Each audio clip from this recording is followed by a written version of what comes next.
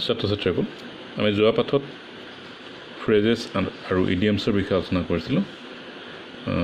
কেইটামান গুৰুত্বপূৰ্ণ ফ্ৰেজেছ আৰু ইডিয়মছৰ ব্যৱহাৰ সম্পৰ্কে আমি আলোচনা কৰিছিলোঁ। আজি আমি আন কেইটামান গুৰুত্বপূৰ্ণ ফ্ৰেজেছ আৰু ইডিয়মছৰ ব্যৱহাৰ সম্পৰ্কে আলোচনা কৰোঁ। আমি ইয়াৰ পৰা আৰম্ভ কৰোঁ। At home in. At home in মানে হৈছে পাৰ্গত বা পাকৈত। কোনো এটা বিষয়ত পাৰ্গত, দক্ষ বা পাকৈত বুজাবলৈ আমি এট হোম ইন ইডিয়মটো ব্যৱহাৰ কৰোঁ। এইটো বাক্যত কেনেকৈ ব্যৱহাৰ কৰা চোৱা এটা উদাহৰণ। She is at home in music. অৰ্থাৎ তাই সংগীতত পাকৈত বা দক্ষ বা পাৰ্গত বুলি আমি ক'ব পাৰোঁ। তাই সংগীতত পাৰ্গত। তাৰপিছত এইটো চোৱা, at sixes and sevens. At sixes and sevens, ইয়াৰ অৰ্থটো হৈছে খেলি মেলিকৈ। Don't keep your books at sixes and sevens on the table. ইয়াৰ অসমীয়া ভাৱাৰ্থটো হৈছে তোমাৰ কিতাপবোৰ টেবুলত খেলি মেলিকৈ নেৰাখিবা। মানে কিতাপবোৰ পৰিপাটি কৰি ৰাখিব লাগে, আমি খেলি মেলি কৰি ৰাখিব নালাগে।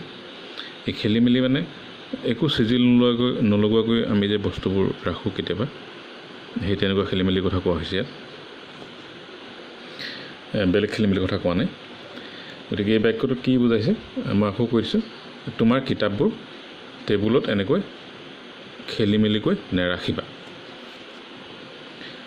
তাৰপিছতো হৈছে at the 11th hour। At the 11th hour মানে একাদশ ঘণ্টাত বুজোৱা নাই, ইয়াত 11 নম্বৰ ঘণ্টাটোত বুজোৱা নাই। ইয়াৰ অৰ্থটো হৈছে শেষ মুহূৰ্তত বা বহু পলমকৈ। আমি কেতিয়াবা কিছুমান কাম একেবাৰে শেষলৈ থৈ দিওঁ। মানে ধৰা কিবা এটা কাম বোলে 3 দিনৰ ভিতৰত কৰিব লাগে, আমি সেই তৃতীয় দিনটোলৈ কৰিবলৈ বাট চাওঁ। সেই তেনেকুৱা সময়ত কৰা কামবোৰ বা সেই সময়টোক আমি 11th hour বুলি কওঁ। এট 11th hour মানে কি, আকৌ কৈছোঁ, শেষ মুহূৰ্তত বা বহু পলমকৈ আচলতে। এইটো বাক্যত কেনেকৈ ব্যৱহাৰ হৈছে চোৱা। The patient died who had been taken to the hospital at the 11th hour। ৰোগীজন ঢুকাল যিজনক একেবাৰে শেষ মুহূৰ্তত চিকিৎসালয়লৈ লৈ যোৱা হৈছিল। তে ৰোগী এজনক হস্পিটেললৈ লৈ যোৱাটো, সেইটো কামটো যদি সময়ত নহয় বা সময়তকৈ আগতে নহয়, তেতিয়াহ'লে হয়তো চিকিৎসালয়লৈ নি একো লাভ নহ'ব পাৰে। তো ইয়াত 11th hourটো কি বুজাইছে, বহু পলমকৈ বুজাইছে আচলতে। হয়তো যিটো সময়ত ৰোগীজনক হস্পিটেললৈ নিয়া হৈছিলে তাতকৈ আগতে নিয়া হ'লে হয়তো তেওঁ বাচিলেহেঁতেন। কিন্তু 11th hour নিয়াৰ কাৰণে, 11th hour মানে শেষ মুহূৰ্তত বা বহু পলমকৈ নিয়াৰ কাৰণে ৰোগীজন নেবাচিল। ইয়াৰ পিছত চোৱা, এটা নিক অফ টাইম। এটা নিক অফ টাইম মানে মূৰামূৰি সময়ত।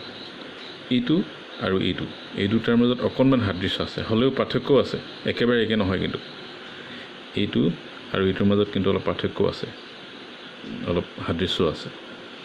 চাই লোৱা, উদাহৰণটো চালে গম পাবা এই পাৰ্থক্যটো আৰু সাদৃশ্যটো। He reach the airport at the nick of time. তেওঁ একেবাৰে মূৰামূৰি সময়ত গৈ এয়াৰপৰ্ট পাইছিলগৈ, বিমানবন্দৰ পাইছিলগৈ।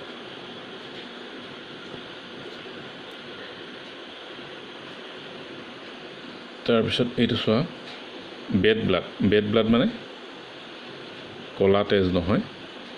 ইয়াৰ অৰ্থটো হৈছে বিদ্বেষ বা শত্ৰুতাৰ ভাৱ।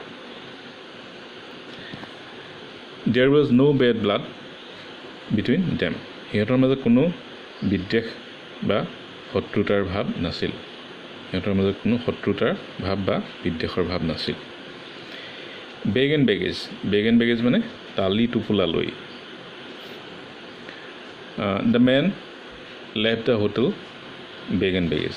মানুহজনে টালি টোপোলা লৈ হোটেলখন এৰিছিল। হোটেলৰ পৰা তেওঁ মানে টালি টোপোলা লৈ একেবাৰে গৈছিলগৈ, সেইটো বুজাইছে। তাৰপিছত আৰু দুটামান চাওঁ।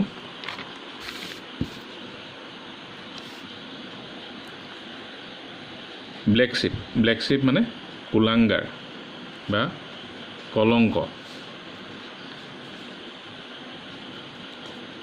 বাক্যটো চোৱা he is the black sheep of this family এই পৰিয়ালটোৰ সিয়েই হ'ল কলংক সিয়েই এই পৰিয়ালটোৰ কলংক অৰ্থাৎ তাৰ বাবেই পৰিয়ালটোৱে মানে বহুত বদনামৰ ভাগি হ'বলগীয়া হৈছে বা বহুত দুৰ্ভোগ ভুগিবলগীয়া হৈছে গতিকে পৰিয়ালটোৰ সদস্য হিচাপে সি এটা কলংক সেইটো অৰ্থ প্ৰকাশ কৰিছে তাৰ পিছৰটো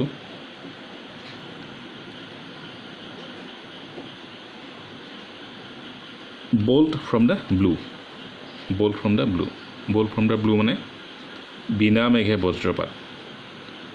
বিনা মেঘে বজ্ৰপাত মানে বুজি পাইছা নিশ্চয় এইটো হেৰিটো আমি অসমীয়াটো ব্যৱহাৰ কৰোঁ বিনা মেঘে বজ্ৰপাতটো বৰষুণ দিয়াৰ আগতে আমি সাধাৰণতে এটা আগজাননী পাওঁ বতৰটো ডাৱৰীয়া হয় মেঘে গাজে এই তেনেকুৱা ধৰণৰ কিছুমান আগজাননী আমি পাওঁ কিন্তু কেতিয়াবা কি হয় আকাশত ডাৱৰ নথকাকৈ বা কোনো ধৰণৰ আগজাননী নোহোৱাকৈ বৰষুণ দিব পাৰে কেতিয়াবা তেনেকুৱা ঘটনা কেতিয়াবা ঘটিব পাৰে কাৎচিত যদিও কিন্তু ইয়াৰ আচল অৰ্থটো সেইটো নহয় কিন্তু অভিপ্ৰেত অৰ্থটো অলপ বেলেগ বিনা মেঘে বজ্ৰপাত মানে মেঘ নোহোৱাকৈ বজ্ৰপাত পৰাটো বুজোৱা নাই ইয়াৰ অৰ্থটো হৈছে কি কোনো কাৰণ নোহোৱাকৈ বা কোনো আগজাননী নোহোৱাকৈ অৰ্থাৎ কিবা এটা ঘটনা ঘটা সেইটো বুজাইছে বাক্যটো চোৱা the news of her death came to us like a bolt from the blue তাইৰ মৃত্যুৰ খবৰটো আমাৰ কাৰণে বিনা মেঘে বজ্ৰপাতৰ দৰে আছিল বিনা মেঘে বজ্ৰপাত সদৃশ আছিল তাৰমানে তাই মৃত্যু হোৱাৰ কোনো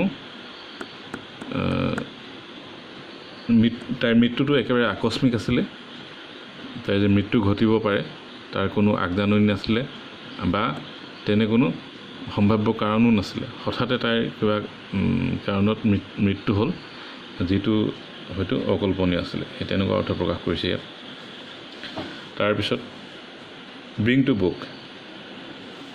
টু বুক মানে হৈছে তিৰস্কাৰ কৰা he brought his friend to book for his ungratefulness সি তাৰ বন্ধু একক তাৰ অকৃতজ্ঞতাৰ কাৰণে তিৰস্কাৰ কৰিছিল ব্ৰিং টু লাইট মানে প্ৰকাশ কৰা ব্ৰিং টু লাইট এইটো আমি অসমীয়াটো কওঁ ইয়াৰ অসমীয়া এইটো হৈছে অসমীয়া তৰ্জমাটো হৈছে পোহৰলৈ অনা বুলি আমি কওঁ পোহৰলৈ অনা মানে কি আচলতে কিবা এটা কথা লুকাই থকা কথা এটা বা আনে নজনা কথা এটা প্ৰকাশ কৰা এই ব্ৰিং টু লাইট মানে হৈছে প্ৰকাশ কৰা Robin brought the truth to light ৰবিনে সত্যটো প্ৰকাশ কৰিছিল সত্যটো পোহৰলৈ আনিছিল তাৰমানে সেই সত্যটো আচল কিবা এটা কথাৰ আঁৰত থকা কিবা এটা ঘটনাৰ আঁৰত থকা সত্যটো হয়তো আনে নাজানিছিল লুকাই আছিল সেইটো ৰবিনে পোহৰলৈ আনিছিল বা ৰবিনে সেইটো প্ৰকাশ কৰিছিল আজি আমাৰ আলোচনাটো ইমানতে সামৰোঁ কাইলৈৰ পাঠত আমি আৰু আন কেইটামান এনেকুৱা সাধাৰণতে ব্যৱহাৰ হোৱা কেইটামান গুৰুত্বপূৰ্ণ ফ্ৰেজেছ আৰু ইডিয়মছৰ বিষয়ে আলোচনা কৰিম আশা ৰাখিছোঁ আজি আলোচনাটোৰ পৰা তোমালোকে এই সাধাৰণতে ব্যৱহাৰ হোৱা মানে বহুলভাৱে ব্যৱহাৰ হোৱা এই গুৰুত্বপূৰ্ণ ইডিয়মছ কেইটা বুজি পাইছা ইয়াৰ ব্যৱহাৰ তোমালোকে কৰিব পাৰিবা আৰু আজি যিকেইটা ইডিয়মছৰ বিষয়ে আমি আলোচনা কৰিলোঁ সেইকেইটা ব্যৱহাৰ কৰি তোমালোকে এটা বাক্য নিজে লিখিবলৈ চেষ্টা কৰিবা সেইটো তোমালোকৰ কাৰণে হোমৱৰ্ক দিয়া হ'ল ধন্যবাদ